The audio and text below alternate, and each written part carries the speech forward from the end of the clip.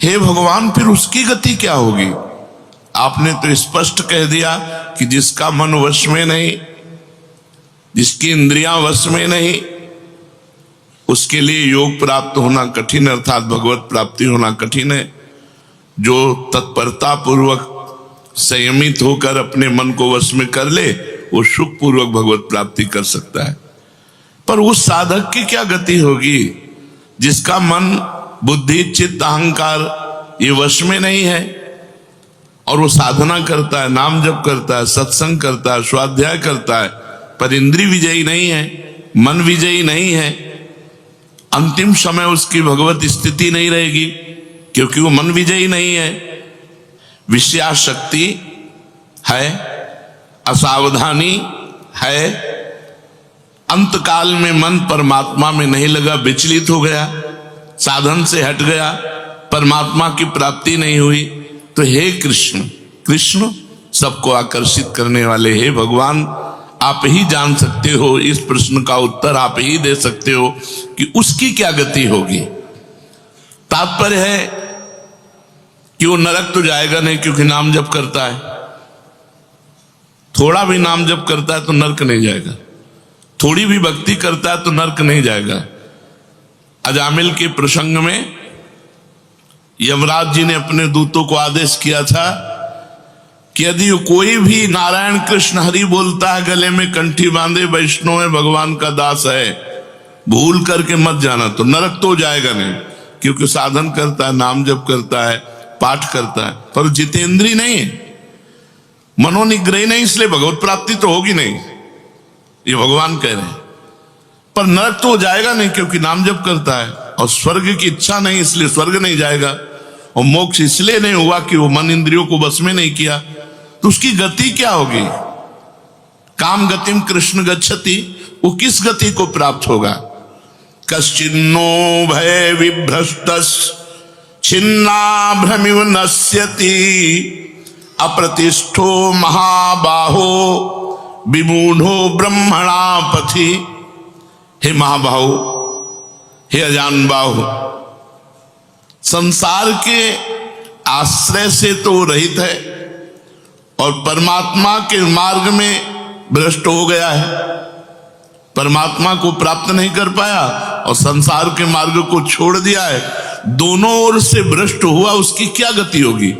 कहीं वो किसी बादलों की तरह छिन्न भिन्न नष्ट तो नहीं हो जाएगा। दोनों ओर से भ्रष्ट हुआ, अर्थात संसार मिला नहीं, परमार्थ में भगवान मिले नहीं, तो उसका समय जो परमार्थ में गया, जो भजन साधन में गया, वो सब बेकार हो गया, क्योंकि आपकी तो प्राप्ति हुई नहीं।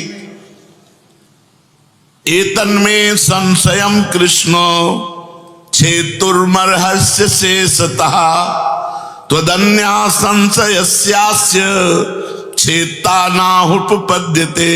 हे कृष्ण, मेरे इस संदेह को सर्वथा छेदन करने के लिए आप ही समर्थ हैं, क्योंकि किसकी क्या गति होगी इसका निर्णय तो सिर्फ भगवान कर सकते हैं।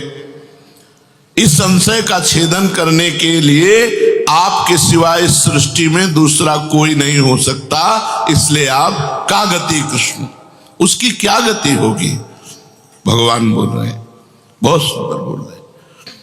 पार्थ नैवेह नामुत्र विनाशस्तस्य विद्यते, नहि कल्याण कृत कश्चित् दुर्गतिम तात गच्छति।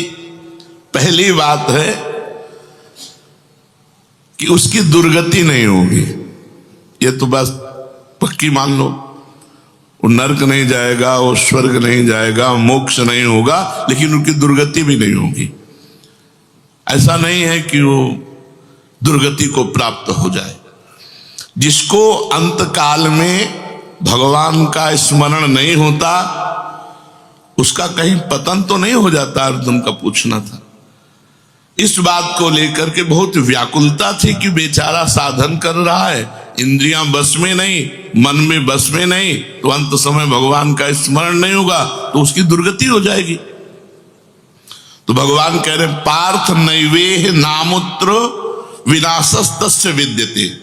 हे पृथानंदन, सच्चे हृदय से जुड़ा था, भगवान जुड़ना देखते। रहत न प्रभु चित चूक किए की, करत सुरत सै बार ही की।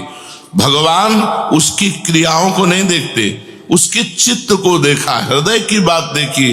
वो भगवान से जुड़ना चाहता है, वो भगवान को प्यार करना चाहता है, वो भगवान से मिलना चाहता है, पर इंद्रियां वश में ना होने के कारण, मन वश में ना होने के कारण बार बार वो विषयों में फिसल जाता है, बार बार भोगों में पतित हो जाता है।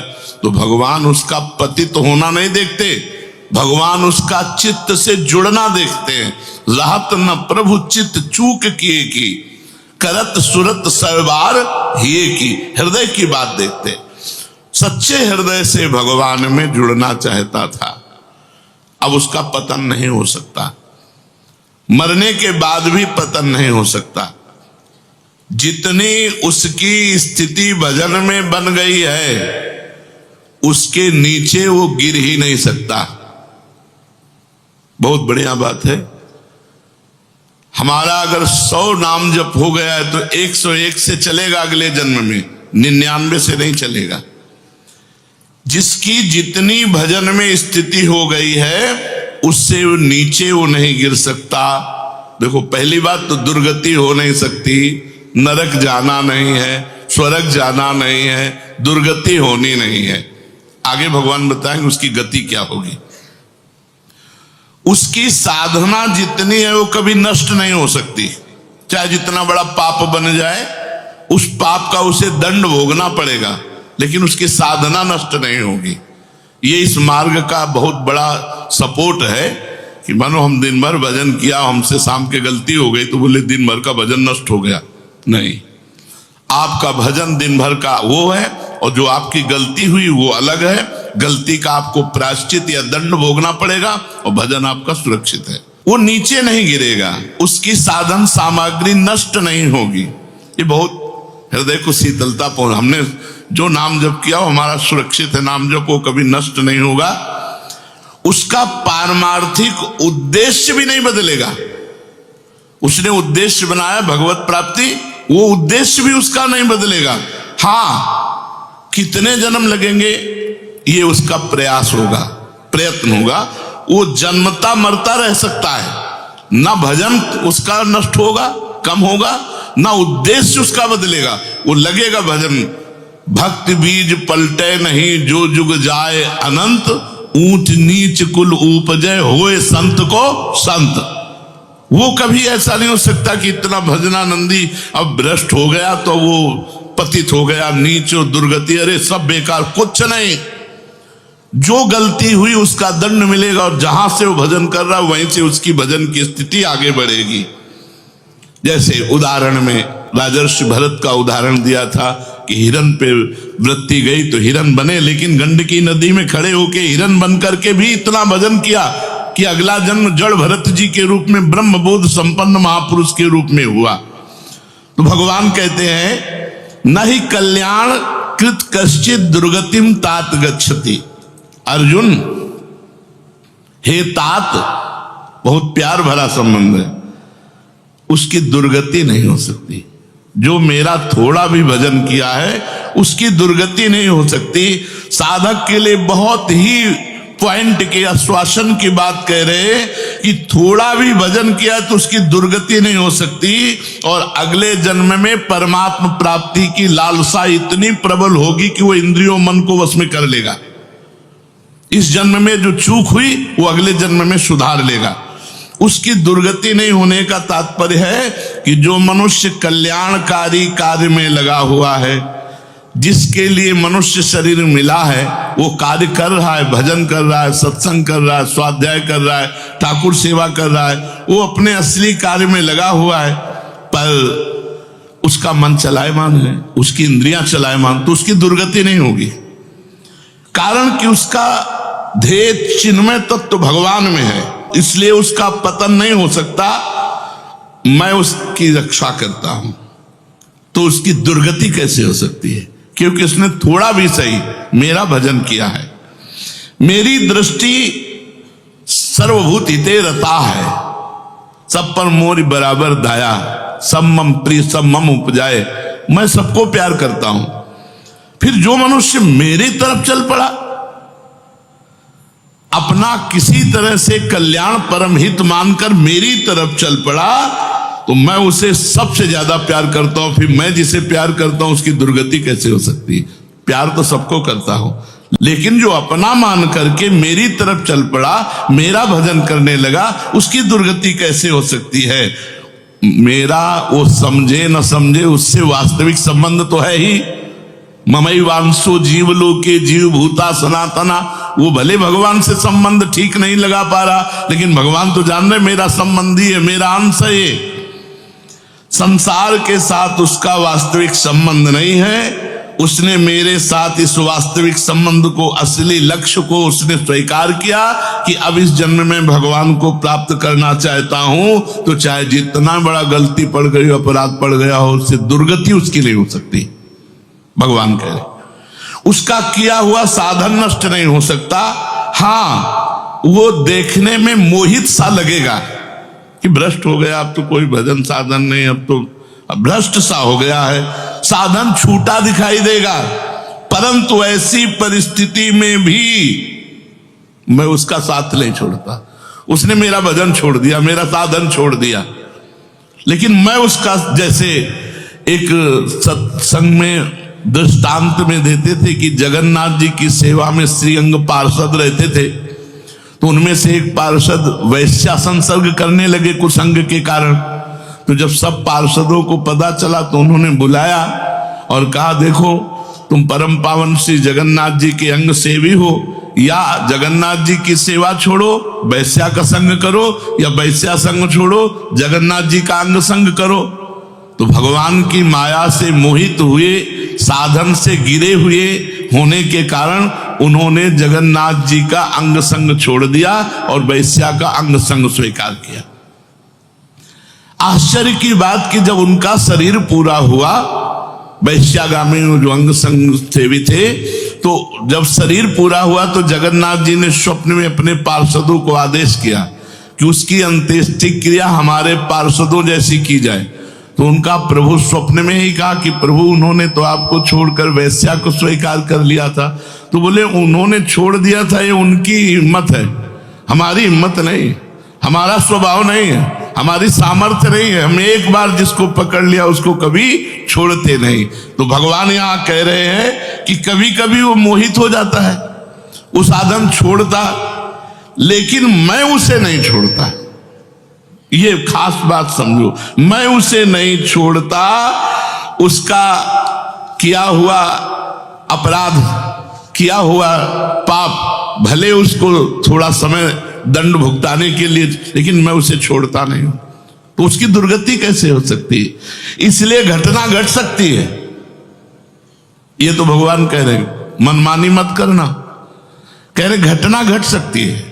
आपने अपराध किया, आपको पाप का दंड मिल सकता है, लेकिन मैं उसके अंदर ऐसी व्याकुलता पैदा करूंगा कि वो सब प्रपंच छोड़कर दौड़कर मेरी तरफ भाग पड़ेगा, क्योंकि मैं उसे नहीं छोड़ता। जैसे गोपियों में थोड़ा अभिमान आया, मैं अंतर ध्यान हुआ, लेकिन उन्हीं के बीच में रहकर जहां व्याकुल हुई मैं प्रकट हो गया। तो भगवान कह रहे हैं कि एक बार जिसके भीतर थोड़ी भी साधना चल पड़ी, थोड़े भी संस्कार भक्ति के पड़ गए, नाम जप करना, वाणी पाठ करना, थोड़ा भी भगवत्कार, कर्म चैव तदर्थीयम सदित्येवाभिधीयते, तो उसका कभी पतन नहीं हो सकता जो संस्कार पड़ गया भक्ति का, क्योंकि सत वस्तु का कभी अभाव नहीं होता। तो फिर प्रभु गति क्या होती है उसकी? तो भगवान कह रहे प्राप्य पुण्य कृताम लोका नुषित्वा शाश्वती समाह शुचि नाम श्रीमताम गेहे योग भ्रष्टो भी जायते। आहा, प्राप्य पुण्य कृताम लोकान, उसने गंगा स्नान किया है, उसने नाम जप किया है, उसने वाणी पाठ किया है, उसने ठाकुर सेवा की, तो कोई साधारण है? बहुत बड़ा धनी है। भले लोक भ्रष्ट हो गया है, भले इंद्रियां उसके कब्जे में नहीं, भले मन उसके कब्जे में नहीं, लेकिन साधारण जीव नहीं है। वो भगवान का जन है, उसने नाम जप किया है, वाणी पाठ किया है, ठाकुर सेवा की, धामवास किया, तीर्थ अवगान किया, प्राप्य पुण्य कृताम लोकान। जो बड़े बड़े याज्ञिकों को, कि बोले इतने यज्ञ किए, अश्वमेध यज्ञ किए, बड़े बड़े याज्ञिकों को जो सांगोपांग करते हैं, उन लोगों को स्वर्ग आदि लोकों पर अधिकार होता है। इसलिए वो पुण्य कर्म कहते हैं तो पुण्य लोक उनको प्राप्त होते हैं। पाप कर्म करने वालों को नरक भेजा जाता है। परंतु साधक पुण्य कर्म थोड़े किए, भजन किए, तो जैसे किसी रास्ते में चल के उसकी वीआईपी व्यवस्था की जाए, ऐसी व्यवस्था उसकी होती है स्वर्ग में। जितने दिन उसको अगला जन्म नहीं मिलेगा, उतने दिन भारी व्यवस्था स्वर्ग में उसकी होगी।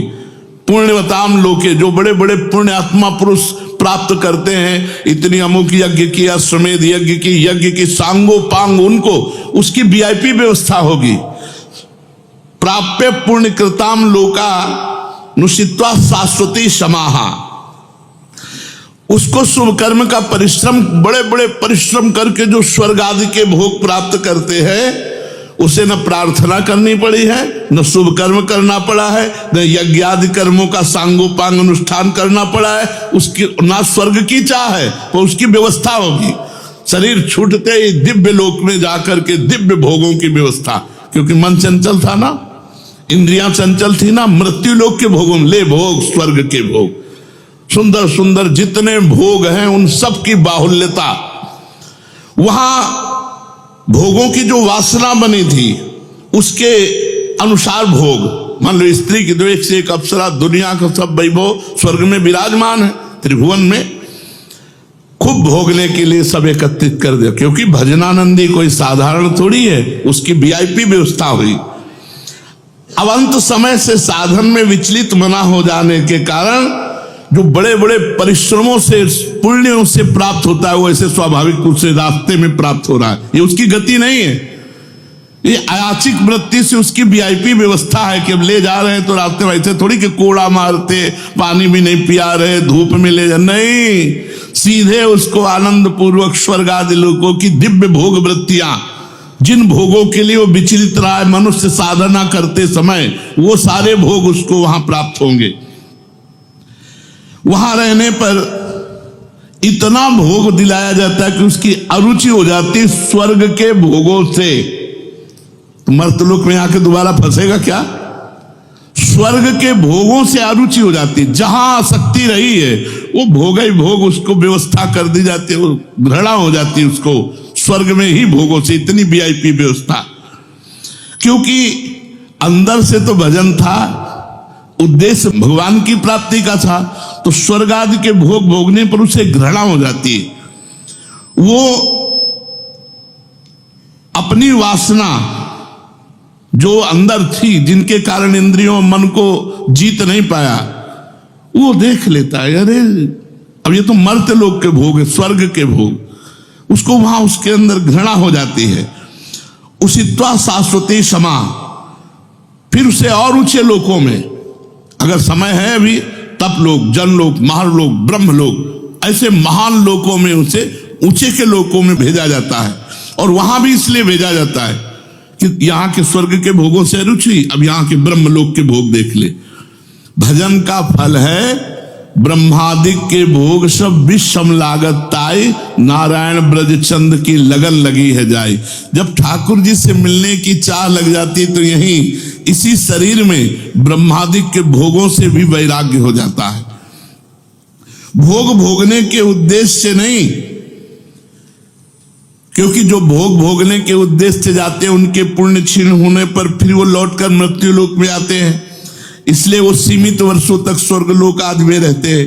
परंतु जिसका उद्देश्य भोग नहीं भजन था और योग भ्रष्ट हो गया है सूक्ष्म वासना के कारण, तो स्वर्ग आदि लोकों में जाएगा, उसका भजन नहीं क्षीण होगा। जैसे पुण्य आत्मा स्वर्ग गया, भोग भोगा, तो उसका पुण्य क्षीण होगा, लेकिन इसका नहीं, इसका तो स्टॉक है, ये तो भागवतिक व्यवस्था है उसकी, ये ब्याज की व्यवस्था है। मूल तो ऐसे ही साधन संपत्ति है। देख लो, कोई घाटे का सौदा नहीं, वीआईपी व्यवस्था होगी। मरने के भी बाद अगर चूक हो गई तो, और चूक ना हुई तो सीधे निकुंज चलना है। वैसे यहां चूक हो जाए तो भी निकुंज जाना है, क्योंकि वृंदावन धाम है ना। अगर यहां शरीर छूटेगा तो यहां स्वर्ग थोड़ी ले जाएंगे, देवताओं का प्रवेश है नहीं, यहां तो वृंदा सखी सहचरियों का है। वो बहुत वर्षों तक उसके भोग सुविधा की सीमा नहीं रहती, ऐसी व्यवस्था होती है।